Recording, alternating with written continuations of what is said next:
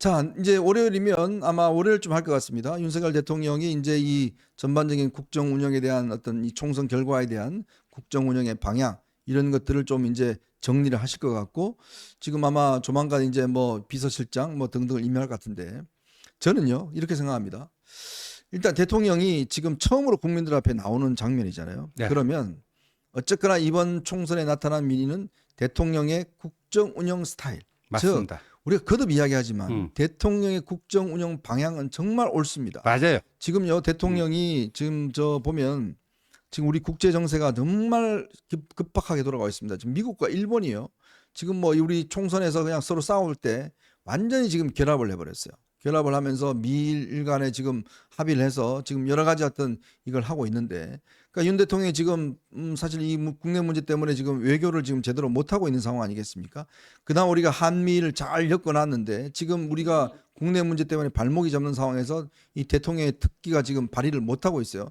그러다 보니까 지금 미국과 일본이 지금 굉장히 가까워져 버렸습니다.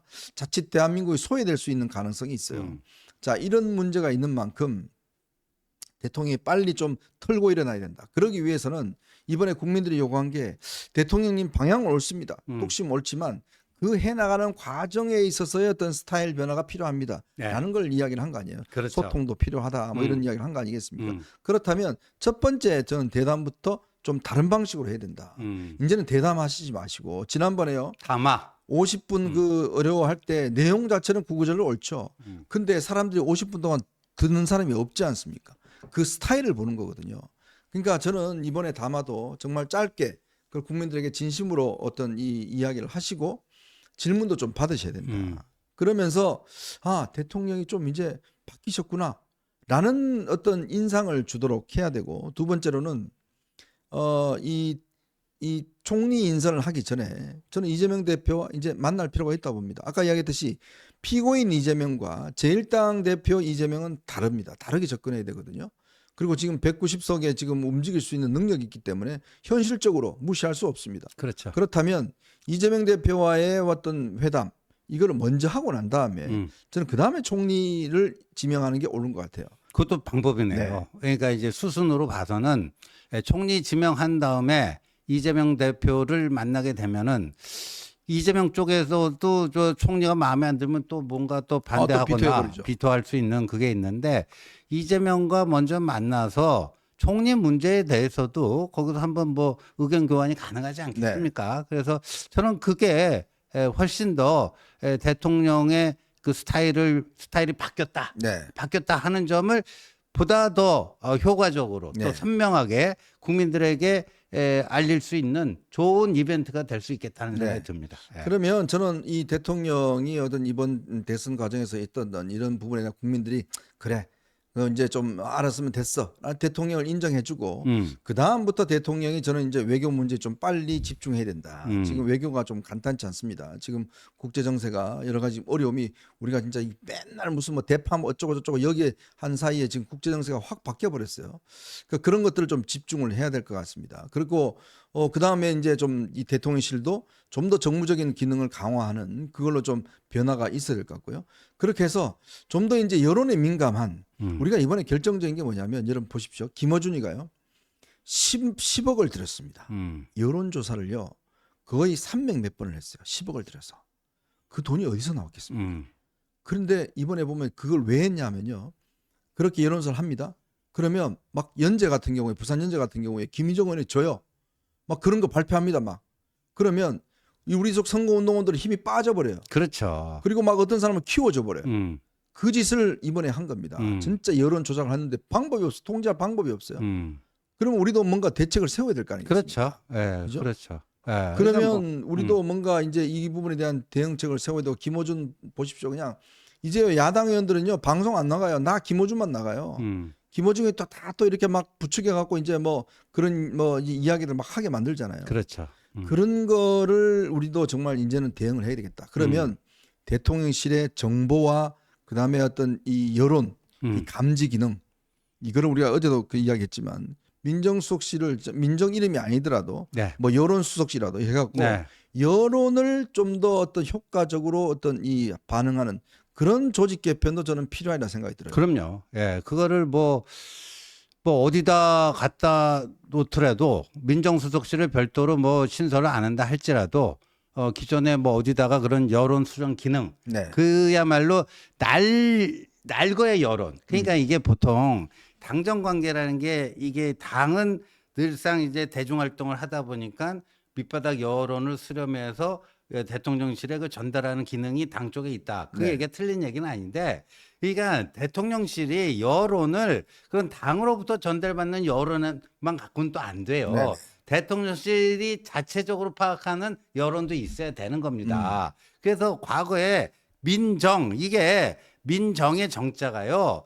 그 뭐 때려잡는 사정 정국할 때 그 사정이 아니고 먹고 사는 백성들의 사정, 네. 형편 그거를 살펴보는 겁니다. 그렇죠. 그러니까 이번에는 그런 기능이 반드시 좀 들어가야 되지 않을까 생각이 됩니다. 그러니까 정확한 민심의 어떤 그 객관적 데이터를 알아야 어떤 판단을 내리는 기준이 될 수가 있습니다. 그게 없으면 모든 게 판단이 잘못될 수가 있는 그렇죠. 거거든요. 예. 자, 국민들이 진짜 지금 뭘 생각하고 있지? 뭐가 지금 느끼고 있지? 이런 부분에 대해서 감지 기능이 가장 첨예하게 알아야 될 게 바로 대통령실입니다. 맞습니다. 그래서 그런 기능을 이번에 좀 저희가 강화를 해야 될 것 같아요. 그래서 제가 거듭 말씀드리면 이제 대통령은 국민을 결국은 지지를 얻고서 이제는 정치를 할 수밖에 없습니다. 이제 뭐 맞습니다. 국회가 저러니까요. 예, 결국은 맞습니다. 이제 국회를 보다는 국민과 함께 소통하고 국민의 어떤 여론을 끌어내는 거. 저는 이거 몇 가지만 하면 네. 확 여론 돌아와요. 그리고 우리 대통령께서 사람들 만나는 거 워낙 좋아하시고 또 얘기 구수하게 잘하시잖아요. 그러니까 이제 그리고 대통령 이제 스타일 바꾸니까 뭐 윤 대통령 스타일이 뭐가 다 문제냐?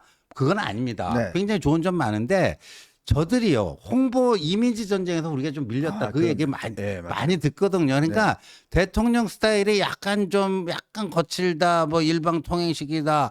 뭐 굳이 그렇게 뜯어볼 수도 있는데 오히려 저들의 악마 전략 있잖아요. 악마 전략에 우리가 효과적으로 그걸 분쇄하지 못했습니다.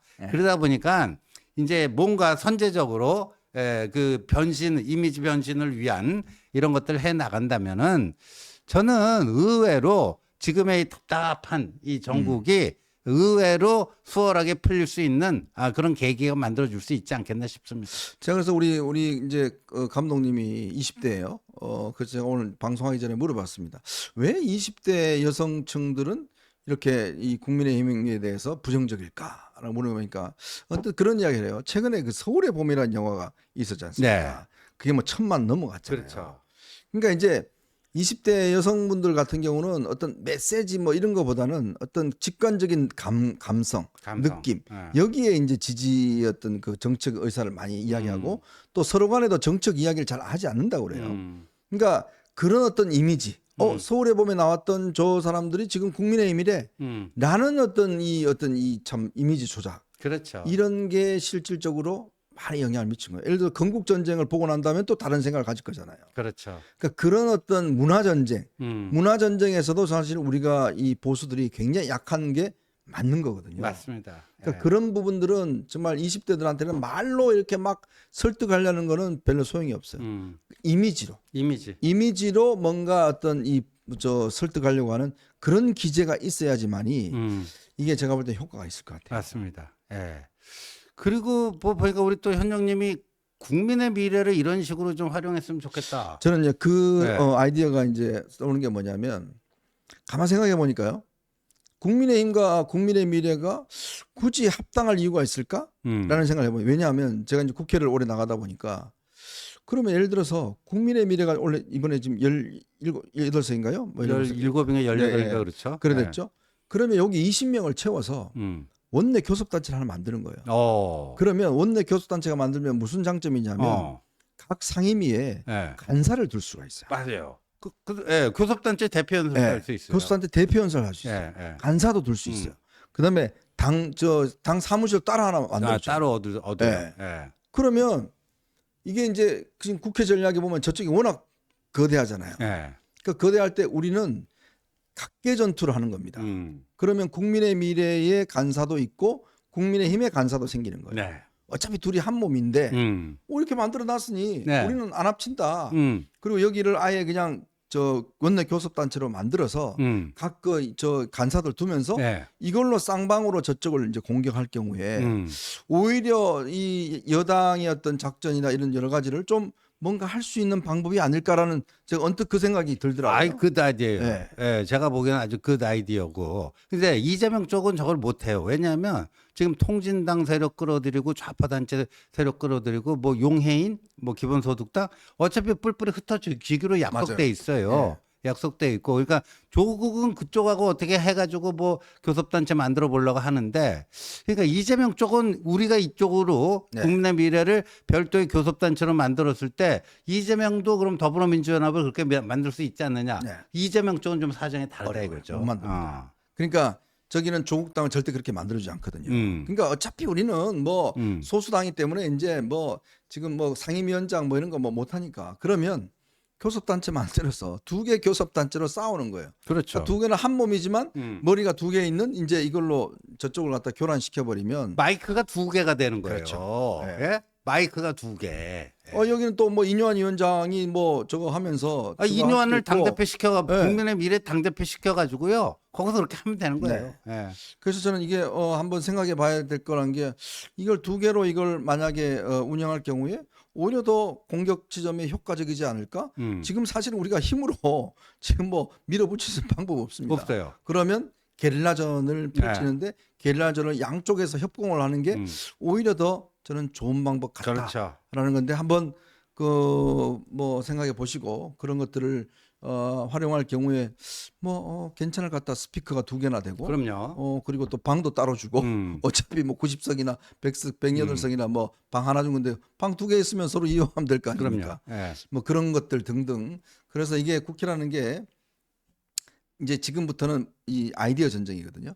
아이디어 전쟁을 정말 이번에 좀 잘 이렇게 하는 것도 이제 우리한테도 필요하지 않을까라는 그럼요. 생각을 예. 많이 예. 해봅니다. 음. 네, 오늘도 뭐 여러분들한테 뭐 이런저런 이야기를 많이 해드렸는데요. 여러분 정말 많은 또 응원 너무 감사의 말씀을 드리겠습니다. 역시 또 저희가 거듭 또 날이 갈수록 또 힘이 더 나는 것 같습니다. 가서 저희 또 열심히 또 앞으로 달려가도록 하겠습니다. 여러분들이 있기에 저희가 있다는 말씀 드리고 저희들은 언제나 저희들 신뢰해 주시고 저희 또 여러분들 언제나 또 믿고 응원하겠습니다. 내일은요 저희가 또 정욱님과 함께 또 이렇게 세 분이 나와서 또 여러분들 찾아뵙도록 하겠습니다. 참 제가 죄송합니다. 이게 네. 지금 여러분들 이게 응원 메시지 안 읽어드렸어요. 예. 아유 제가 오늘 또 뭐 많은 분들이 네. 응원해 주셨어요. 네, 예. 진실님 고맙습니다. 여왕님께서는요 어벤져스 팀 모두 감사드립니다. 함께 뭉쳐서 대통령과 나라를 지킵시다 하셨고요. 우리 태능이님 고맙습니다. 라면난님 윤 대통령이 뭘 잘못했습니까 하셨고요. 신정민님 모든 뉴스 유튜브 다 구독 취소했지만 차마 어벤져스는 그렇게 못했습니다. 계속 응원하겠습니다. 고맙습니다. JHK님 회원 가입하는 방법 좀 알려주시고요. 360을 쉬지 않고 항상 감사합니다. 선거 결과에 반나절 울었습니다. 다시 화이팅입니다. 했습니다. 저희들이 이제 조금 이번에 한번 검토를 하고 있습니다. 회원제로 좀 해서 저희들이 부족한 게 뭐냐면 실시간으로 수시로 여러분들한테 좀 전해드려야 될 정보들이 정보. 좀 있는 것 같아요. 예. 그래서 저희들이 회원제를 좀 만들어서 여러분들 좀 회원분들한테는 실시간으로 벌어지고 있는 어떤 상황에 대한 뉴스 등등에 대해서 좀 전달해 드리는 뭐 그런 우리가 지금 생각을 좀 하고 있습니다. 그래서 그거는 마련되는 대로 여러분한테 좀 보고 드리도록 하겠습니다. 정정우님 또 오늘 또 이렇게 많은 응원해 주셔서 정말 거듭 감사드리겠습니다. 우리 이경선님 처음으로 슈퍼챗 보냈는데 윤석열 대통령 도어 스태핑 다시 하셨으면 합니다. 2주에 한 번 그것마저 힘들다면 한 달에 한 번 정도 했으면 불통임이 탈피하는데 도움이 될 것 같아요. 예, 좋은 의견이신 것 같습니다. 미국 여자님 미국에서 늘 응원했었는데 며칠 동안 무기력과 상실감과 실망감으로 패닉이 와서 아무것도 못하고 눈물만 흘렸는데 우리 다시 한번 힘내서 뭉칩시다 라고 또 이렇게 힘을 주셨습니다. 고맙습니다. 송미경님 보수에는 어벤져스밖에 없습니다. 고맙습니다. 김정희님 상식이 없는 서울 경기도 너무 실망스럽고 혐오스럽습니다. 예, 그래도 또 우리가 또 존중하고 가야겠죠. 여름 정원님 고맙습니다. 희망님 두 분 정말 수고 많으십니다 라고 하셨습니다. 연희님 위드훈이 팬카페에서도 두 분 격하게 응원합니다. 두 분 너무 고맙습니다 라고 하셨고요. 미리님 지원님 현종님 어벤져 잘 보고 있고요. 조국 이재명 급히 먹는 밥이 체합니다 라고 하셨습니다. 해피나이트님 기운 냅시다. 기운 내서 국민이 윤 대통령 지켜드립시다 라고 하셨고요. 법성화님 우리 우파는 무엇을 해야 합니까? 꼭 여쭤봅니다. 대답해 주세요. 뭐 저희들 앞으로 계속 말씀드리겠습니다. 어둠을 지나 미래로 저는 어벤져스 구독 애청자입니다. 1년 반 넘게 자유일보를 구독했습니다. 그게 곧 보수에 도움이 된다고 생각해서 그런데 이제 더 이상 못 참겠습니다. 어쩜 보수가 이렇게 여러 갈래로 분열만 표만 나누고 있는지 몹시 화가 납니다. 라고 하셨고요. 우리 성유님 고맙습니다. 대포차 검거 단체 미르님 부탁입니다. 제발 전라도 하지만 아유 그래도 아닙니다. 언젠가 또 우리 응원하실 날이 올 것 같습니다. 자 그리고 김은숙님께서 선거 후 며칠 힘든 날을 보내고 있습니다. 한동훈 위원장이 계셔서 기뻤고 기대하며 100일을 함께 응원하며 보냈습니다. 라고 하셨고요. 어둠을 지나 미래노님 좋아요 누르셔야 어벤져스 짤 영상 널리 알릴 수 있습니다. 맞습니다. 우리 또 대포창 근검미르님께서는 많이 또 화가 나신 것 같습니다. 네, 혜원조님께서는요 홍준표 씨 그냥 개혁신당 가세요. 그것도 방법이네요. 라라몽님 응원합니다. 노영철님 고맙습니다. 승현님 늙는 법도 배워야 하는 법. 송준표는 골프나 치고 집에나 가셔야 할 듯 하셨습니다. 산세베리아님 나무 코트 한 벌 잘 지어서 보내드려야겠네요. 홍준표 철들기는 틀렸고 이제 언제는 노망이 올 것 같아요. 그다음에 김종식님 멀리 또 캐나다에서 한동훈 다시 시작합시다. 윤통 힘냅시다. 김능아님 국민의 미래 양당 체제 좋은 아이디어입니다. 라고 또 응원해 주셨습니다. 정말 여러분들 응원 너무 감사드리고 저희는 또 내일 오후 4시에 찾아뵙도록 하겠습니다. 시청해 주신 여러분 고맙습니다.